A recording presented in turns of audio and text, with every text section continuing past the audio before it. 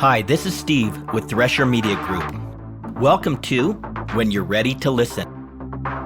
This podcast is dedicated to exploring the truth about God, things you may not have understood, may not have been taught, or quite frankly, had a very hard time believing. And since our entire relationship with God rests on believing, it is important we learn how to separate the truth from the many lies and fictions that abound within the religion of Christianity. So when you're ready to listen, tune in and discover a pathway to freedom, encouragement, life, and hope. Once again, as we begin, I want to encourage you, if the Holy Spirit leads you, please go to our website at threshermediagroup.com and donate. We are a public charity, and your donations are tax deductible, and they will be greatly appreciated. With that said, let's start with episode 65, Revelation 8, verses 6 through 9. In our last podcast, we covered the opening of the seventh seal, which leads to the seven trumpet judgments. There was a weird and eerie silence in heaven immediately before the opening of the seal, indicating that with the beginning of the seven trumpet judgments, all hell will break loose as the supernatural begins a massive invasion of our natural realms. There was fire and incense and prayers of the saints, and peals of thunder, lightning, and an earthquake. Lots of heavenly drama. As we unveiled the seven trumpet judgments, we saw a synonymity of events, an intricate composition of images, pictures, or code describing the coming of the kingdom of the beast and the workings of the false prophet. Things are burned up, turned to blood, marked for death, made bitter, rotted out, and so much becomes darkened such that even the darkness is darkened and without light. This is quite the progression of destruction, which paints the picture of the life of those who harden their hearts toward agape love and to the things of God and choose to join the kingdom of the beast, a kingdom marked by hatred, violence, and slaughter. But make no mistake, it all depicts the time when the kingdom of the beast is ushered into our world. With that, let's move forward into the seven trumpet judgments. The seven trumpets, Revelation 8:6. And the seven angels who are now having the seven trumpets prepared themselves to sound them. I want to note that these angels even now have these trumpets in hand, and they have prepared themselves to sound. The point is that Yahweh is bringing forth his plan, plan A. None of what is happening is a reaction to God being caught off guard by the terrible sin of mankind. Rather, it is all pursuant to a plan that he has revealed all throughout the Codex, and of which he has prepared all the necessary details, players, etc. Trumpet number 1. Given that according to the code, the number 1 is the number signifying unity, we should expect to see matters that deal with unity or something that is uniform. Revelation 8:7. The first sounded, and there came hail and fire, having been mixed with blood. And they were thrown to the earth, and a third of the earth was burned up, and a third of the trees were burned up, and all the green grass was burned up. The great apostasy. The imagery here is difficult to comprehend. Hail and fire, having been mixed with blood, was thrown to the earth, resulting in 1/3 of the earth having been burned up, 1/3 of the trees, and all the green grass being burned up. The image of the hail and the fire brings us back into the Codex to the famed Exodus and the seventh plague which Yahweh unleashed upon Egypt when he was freeing his people from Egyptian bondage. With the exception of the Israelites who lived in Goshen, every man, woman, and animal that was found out in the open field was killed by this plague. Their blood was spilled by the plague of hail and fire. Exodus 9:24 through 25. So there was hail and fire flashing continually in the midst of the hail, very severe, such as had not been in all the land of Egypt since it became a nation. The hail struck all that was in the field through all the land of Egypt, both man and beast. Hail also struck every plant of the field and shattered every tree of the field. According to the Codex, hail has always been an instrument and symbol of divine justice. According to the book of Job, Yahweh has storehouses of hail, which he has reserved for the time of distress, for the day of war and battle. This imagery, however, has both a literal and a figurative use. Literal, hail and fire. Yahweh brought a judgment of hail against Egypt when he gave them hail for rain, flaming fire in their land. And he gave over their cattle also to the hailstones, and their heads to bolts of lightning. Later, he brought a similar judgment to the Amorites, where more Amorites died from hail than from battle with the Israelites. He also threatened Assyria with the judgment of hail. And Yahweh will cause his voice to be heard, and the descending of his arm to be seen in fierce anger, and in the flame of a consuming fire, in cloudburst, downpour, and hailstones. For at the voice of Yahweh, Assyria will be terrified when he strikes with the rod. According to the prophet Ezekiel, he will also utilize these weapons against Gog and Magog when they invade the land of Israel. Speaking of Gog, Yahweh said, I will rain on him and on his troops, and on the many people who are with him, a torrential rain with hailstones, fire, and brimstone. Figurative hail and fire. The image is also used figuratively in speaking of the judgment of Judah. The hail shall sweep away the refuge of lies. Servants of Yahweh. Make no mistake, hail and fire are Yahweh's servants. Behold, the Lord has a strong and mighty agent, as a storm of hail, a tempest of destruction. Praise the Lord from the earth, fire and hail, snow and mist, stormy wind, fulfilling his word. The addition of fire to the hail is likely to be understood as a divine marker, as these two elements do not naturally mix, except in the awesome hand of Yahweh. In effect, hail pulverizes, breaks up, threshes, shatters, and damages as it hits. Next, the fire consumes the pulverized and broken pieces. And in this instance, before this judgment of hail and fire is cast to the earth, we are told that it is mingled with blood. This is not something that is read and used as an idiom for blood, and it is not something that is a natural occurrence that will leave red traces in the ground. Moreover, the blood is not a result of the damage done by the hail and the fire, but it all comes together as one package of judgment, hail, fire, and blood. And being rendered in the perfect passive participle, God himself mingled the hail and fire with blood sometime in the past, and it has a continuing or ongoing present effect. This again reveals that God is carrying out plan A and is not just reacting to circumstances. He has prepared all his implements of judgment. The blood. In the Codex, blood was used to sanctify things, to set them apart for a specific and exclusive purpose. With that said, this blood marks those who are pummeled by the hail and consumed by the fire, a mark that indicates that they belong to the kingdom of the beast. In the same way that God ensured that his people were marked for protection, those who are opposed to God will be marked for destruction. As stated before, there is no mention of any damage done by the hail. It is implied, as the focus is on the fire which burns up a third of the earth, a third of the trees, and all the green grass. Nor is there any mention of the blood.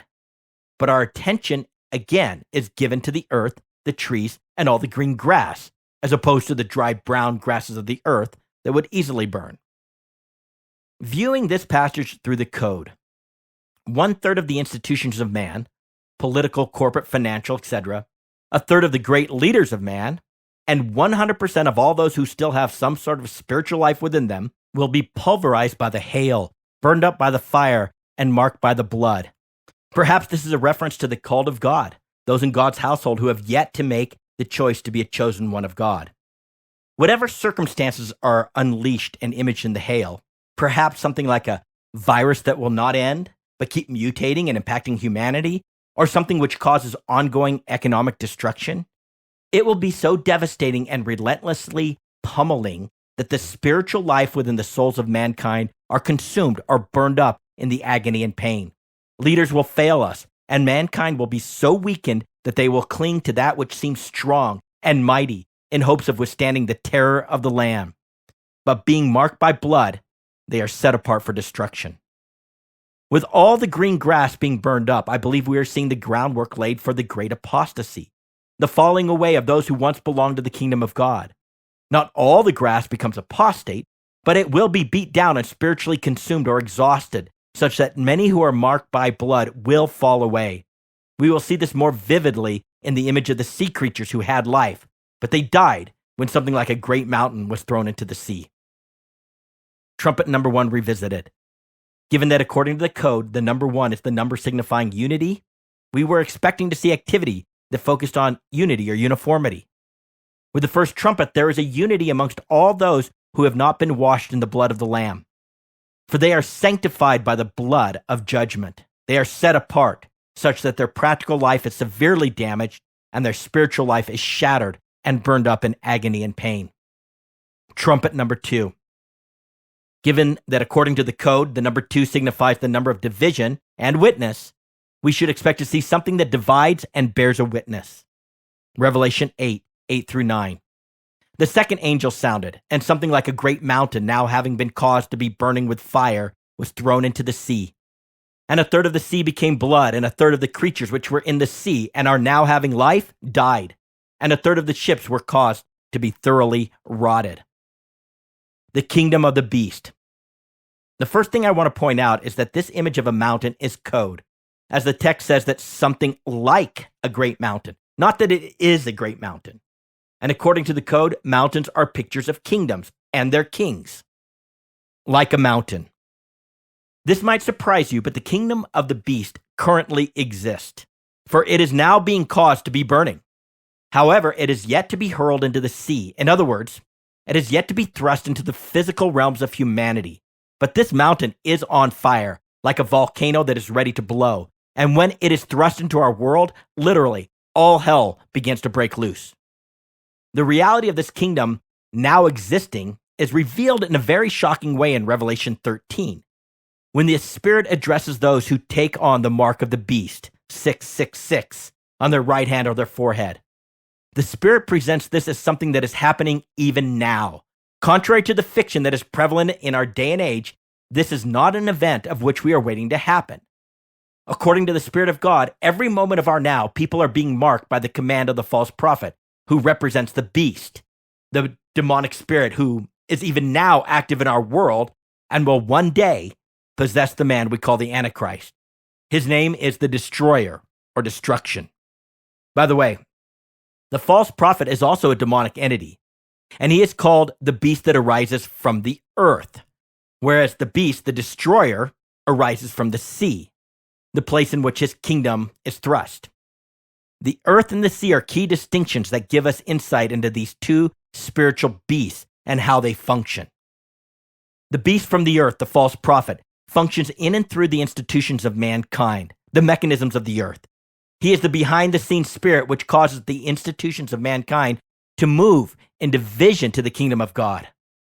Have you ever noticed why it seems like there is this huge worldwide conspiracy amongst the financial, political, educational, judicial, and media institutions of man, and so on, moving in opposition to God? It does not take much analysis to conclude that there is clearly an odd collective, synchronous move to destroy all that has been built on the principles of the Codex. Well, that is the behind-the-scenes work of this false prophet, who even now causes people to be marked on the forehead or the right hand, the mark of the beast, 666. The beast from the sea, the Destroyer, arises from the restless masses of humanity, from amongst the rumbling of the nations, from the places in which world empires are created. In fact, the kingdom of the beast and its king are identified by the prophet Daniel as the fourth and final world empire that arises amongst the nations of the world. The prophet states that he saw the four winds of heaven. We remember those guys from Revelation 7. Stirring up the great sea, and four great beasts were coming out from the sea, different from one another. The fourth beast was dreadful, terrifying, and extremely strong, with large iron teeth. As such, this fourth and final kingdom will be different than all the kingdoms and will devour the whole earth and tread it down and crush it. This kingdom that is thrust into the sea is identified by two significant attributes. It is great, mega, and it is even now burning with fire. Thus, this image is never to be trivialized or marginalized. It is great, and its purpose is to consume the way fire consumes flesh. And the burning never stops. It keeps going and going. This continual burning images for us the desire for conquest, fiery assaults, and its overall devastating impact as it radically and suddenly assaults the people of the world. Hence the imagery of this kingdom being thrown violently into the sea.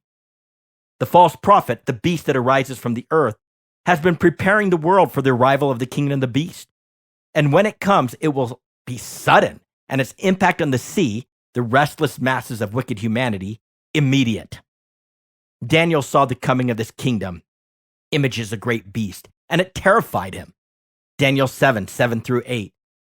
After this I kept looking in the night visions, and behold, a fourth beast, dreadful and terrifying and extremely strong, and it had large iron teeth. It devoured and crushed and trampled down the remainder with its feet. And it was different from all the beasts that were before it, and it had 10 horns. While I was contemplating the horns, behold, another horn, a little one, came up among them, and 3 of the first horns were pulled out by the roots before it. And behold, this horn possessed eyes like the eyes of a man, and a mouth uttering great boasts. Daniel 7:19-25. Then I desired to know the exact meaning of the fourth beast, which was different from all the others, exceedingly dreadful, with its teeth of iron and its claws of bronze, and which devoured, crushed, and trampled down the remainder with its feet, and the meaning of the 10 horns that were on its head, and the other horns which came up, and before which 3 of them fell, namely, that horn which had eyes and a mouth, uttering great boasts, and which was larger in appearance than its associates. I kept looking, and that horn was waging war with the saints and overpowering them until the Ancient of Days came, and judgment was passed in favor of the saints of the Highest One. And the time arrived when the saints took possession of the kingdom. Thus he said, the fourth beast will be a fourth kingdom on the earth, which will be different from all the other kingdoms, will devour the whole earth and tread it down and crush it. As for the 10 horns, out of this kingdom 10 kings will arise, and another will arise after them, and he will be different from the previous ones, and will subdue 3 kings. He will speak out against the Most High, and wear down the saints of the Highest One, and he will intend to make alterations in time and in law, and they will be given into his hand for a time, times, and half a time. And it is for this reason that this something like a mountain burning with fire is great. This is a kingdom of darkness and evil ruled by a beast, and his kingdom is deadly in more ways than we can imagine. It is unlike any other kingdom or empire that has ever existed in this world. Not only does it devour the whole earth and tread it down and crush it, but this kingdom also wages war against the bondservants of Christ, the saints of the Highest One. And this kingdom assigns those who follow it to death, to the same eternal doom which the beast, the false prophet, and Satan will face, the second death. The Codex contains another allusion to this great mountain in a prophecy given about Zerubbabel. Historically, Zerubbabel was the governor over Judea when the people returned to Israel after their exile in Babylon, and he served contemporaneously with the prophet Haggai. Zerubbabel, however, provides us a picture of one who will have a powerful role as Yahweh's signet ring when he, Yahweh, once again shakes the earth. The prophecies pertaining to Zerubbabel provide us a glimpse into a key character that will have a prominent role in the end times. It is said of this one, Zerubbabel, that this great mountain will not conquer him. In fact, Zerubbabel will be like a threshing instrument that will ultimately tear through this mountain, such that it will become a plain. Zechariah chapter 4, verse 6-7. Then he said to me, this is the word of Yahweh to Zerubbabel, saying, not by might, nor by power, but by my spirit, says Yahweh Sabaoth, the Lord of hosts. What are you, O great mountain? Before Zerubbabel, you will become a plain, and he will bring forth the top stone with shouts of grace, grace to it. This implies that the message of Zerubbabel will bring forth the top stone or capstone, which is an idiom of Jesus, with shouts of grace, grace to it. In other words, his message will be that the lives of the bondservants of Jesus Christ are to be lived in 100% dependence upon what God does for us and what he does through us. Remember, grace is a fixed equation, 100% God and 0% man. Thus, grace to the Gentile and grace to the Jew. Grace, grace. It is a comfort to know that although this is something like a great mountain, it is not indomitable, and there will be those who overcome its force and impact through the grace of Jesus Christ. The sea. And something like a great mountain, now having been caused to be burning with fire, was thrown into the sea. As far as the metaphor of the sea, Jude says that ungodly men, the apostates, are like wild waves of the sea. casting up their own shame like foam. Isaiah says that the wicked are like the tossing sea, for it cannot be quieted, and its waters toss up refuse and mud. The prophet Isaiah also refers to the seas as the rumbling of the nations. And Revelation speaks of the restless conditions of the nations from which the kingdom of the beast will arise. Therefore, we know that the sea is a picture of the unsettled and wicked masses of humanity which toss and turn amongst the nations. Therefore, there's a high probability that in this scene, we see the kingdom of the beast establish its power during a tumultuous time amongst the nations. It is suddenly thrown into the sea and takes its position among the nations, and in an extremely fast and cataclysmic way. Hence the picture of this kingdom being thrown or hurled into the sea.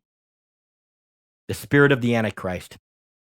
Keep in mind, although the spirit of the Antichrist, the spirit that is a demon-type angelic creature known as the beast, whose name is the destroyer, although he is active even today, his power and intention is limited due to his internment in the abyss. Hence, the kingdom of the beast is prepared and established before its king is released from its internment. And although his kingdom comes with a dramatic entry as it is thrust in this world, impacting a third of the world, clearly his kingdom does not instantly take over the whole world. According to Job and Daniel, it's a progression that accelerates once the beast is released from the abyss. Using imagery of the animal kingdom from the book of Job, first this kingdom and the man who fronts it, the Antichrist, emerges like a hawk. In other words, like a hawk, it attacks with tremendous speed and tears its way to position and prominence. It will be a messy and violent, but effective as it gains its foothold in this world's political system and begins to have a global impact. However, when the beast, whose name is destroyer or destruction, is finally released from the abyss and possesses the man, the Antichrist, this kingdom becomes secured in power and authority over the kingdoms of this world. And its attack becomes more akin to the precision and hammering ferocity of the eagle. The dark king will at that time be in control of its kingdom. The real game changer, however, comes when Lucifer, imaged as a dragon, gives his power, throne, and great authority over the world and the spiritual kings of this world to the beast. It is then that this dark king, the beast, and his kingdom are in effect supercharged into the fourth global empire. In Daniel, we are told that the beast rises to power amidst a coalition of 10 kings or kingdoms. He is the 11th, which is a reference to the spiritual kings of the earth who rule the kingdoms of man. The beast violently topples or uproots 3 kings in this coalition and takes over their positions, so he becomes the 8th in this coalition. Being stuck in our practical and material lives, it's difficult for us to remember that behind the world's kings and rulers are demonic kings or princes, which are the true rule and power behind the earthly kingdoms. And it is for this reason that we never hear of the man we call the Antichrist in the entire book of Revelation, but only the demonic spirit that possesses the man. For this spirit, the beast, is the true power behind the kingdom of the Antichrist. And this narrative is revealed from the view of the heavenlies, the invasion of the spiritual into our physical world, and not the other way around. Once again, in this image of something like a great mountain being thrown into the sea, the kingdom of the beast first enters the world, and its kingdom is established among the restless masses of wicked humanity. And it does so with a huge splash, so to speak, one that impacts a third of the sea or a third of the nations. Sea to blood. And a third of the sea became blood. Or given this imagery of the blood, a third of the sea becomes indelibly marked for sacrifice, for destruction. Clearly, this is a picture, and it is to be understood consistent with the imagery of the sea being a picture of the restless masses of wicked humanity and all the tumult amongst the nations.